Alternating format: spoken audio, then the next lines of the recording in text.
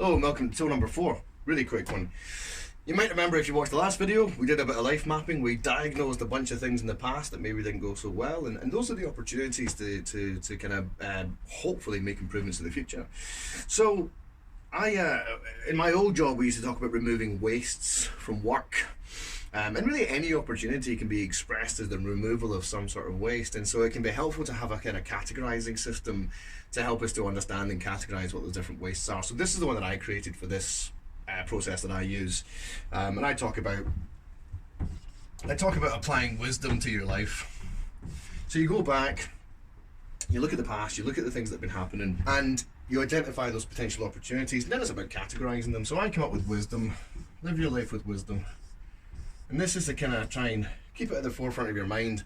What kind of things might be going on in life that are causing you emotional waste, stress, frustration, anxiety, or just kind of wasted activities in life that aren't helping you? So the first one is W, and I talk about waiting. This could be, I don't know, the parent who's not ready for parenthood gets frustrated because he spends all his time in the car waiting, picking up the kids and taxiing them backwards and forwards. It could be the kind of person who procrastinates a lot or puts things off or doesn't take action because of fear. And again, all that stuff is embedded in your personality profile, and that's something that can help you to unlock. So that waiting might actually be unnecessary waiting before you take action. That kind of thing all adds to emotional stress. Next thing is about inventory. And inventory in this case could be a couple of things, but primarily it's about, are you taking on too much? Are you doing too much? Are you too distracted with too many different things? What's on your docket at the moment, and can you actually cope with that? Or it might be, are you compensating? Inventory could be things.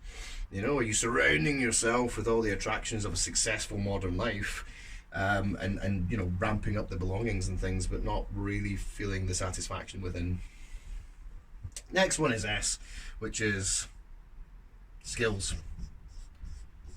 This is very much linked to your personality profile. So are you using your skills effectively and properly? Are you using your skills to your benefit? Are you leveraging them to their best? Think back to the example in the previous video. Is the creative person not utilizing his skills properly by working in a technical environment? Yeah, is he not being able to make the best of his skills and his abilities? That will cause a huge amount of emotional stress and strain. Next one I talk about is defects. That one's really obvious. That's when something just definitely went wrong. It was a bad relationship, it was a bad idea. I bought a dog once and I thought that'd be a great idea, and it turned out to be a bad idea for a bunch of different reasons. So those are things that have just gone wrong, basically. You could look back at the previous exercise where we did the life mapping and say, well, those are some of those events where life was miserable.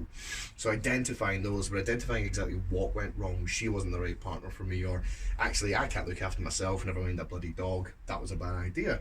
Or it could also be, actually, do you know what? It's linked to the skills. I did the wrong thing and took the wrong job, made the wrong decision, acted the wrong way. A lot of stuff that just plain goes wrong. It's great to learn from that. Next one is overworked. So a bit like inventory, but unlike inventory, this is about having too much on, but it not being within your control. Inventory is taking too much on. Being overworked is recognizing your own limitations and reaching out and using the support that's there, whether that's overworked in your brain, mentally, and needing a bit of counseling or talking or coaching support, or whether it's overworked physically, as in at work. Too much workload. We know that's a massive contributor to stress, and it's not something your employers are going to actively take control over and do for you. You're going to have to speak up, and sometimes because they'll react badly and they won't react appropriately, and also because it's uncomfortable for you, that might be a painful process. But believe me, far much better than falling into our old friend the depression pit, which I always talk about. So again, we're here and we're trying to say no. We're trying to turn you away from the pit.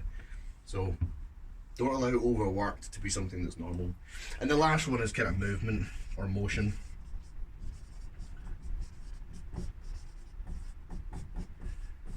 And again, that's a big factor in stress and anxiety. Are you chasing your tail all the time? Are you here, there, and everywhere? And tracking that can be a really interesting insight into helping to reduce your stress levels and things like that. Also, the amount of movement and motion and turmoil in your brain. I work with clients where we track that a little bit to help them to try and track their thought processes a little bit better, so they understand themselves better, and they can reduce the stress. So there you go. apply a little bit of wisdom to your life. That's the fourth tool in this video.